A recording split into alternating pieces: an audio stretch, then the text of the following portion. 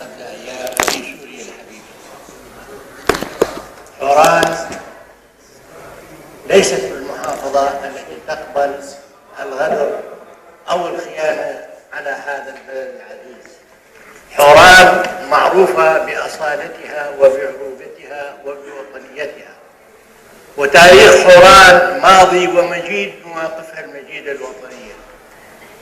والذي جرى في حوران ليس ضد بشار الأسد، وإنما رعونة العميد عاطف نجيب مسؤول عن الأمن السياسي في درعا، الذي استدعى قوات الأمن بطائرات هليكوبتر ونزلوا فورا لإطلاق النار على المواطنين في درعا، فأردى ما أرداه من قتلاء وجرح ما جرح من قتلى، وكان يمنع سيارات الإسعاف تنقل الجرحى إلى المستشفى، فأخذوا جامع العمري مستشفى للجرحى، وكانوا الدكاترة يستغيثون في المآذن وأنا أسمعها في إذني وموجود في درعا.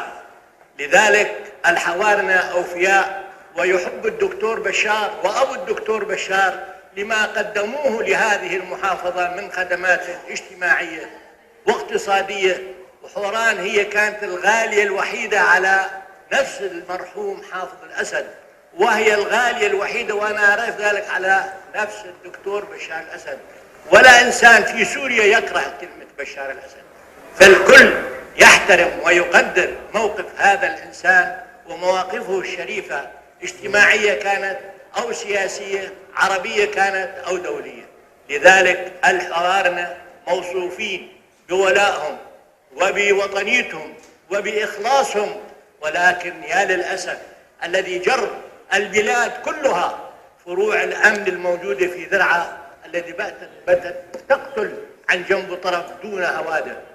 لذلك أرجو من مقام الرئاسة أن تبلغ هذه الرسالة إلى السيد الدكتور بشار الأسد، والحوارنة كانوا ينتظروا فعلا قدوم السيد الرئيس واعتذاره لآل حوران وتعزيته، واعتبر لو كان هالأمر هذا لما حصل أي شيء في حوران رغم عدد القتل اللي كان والجرحى. شكرا سيد الرئيس.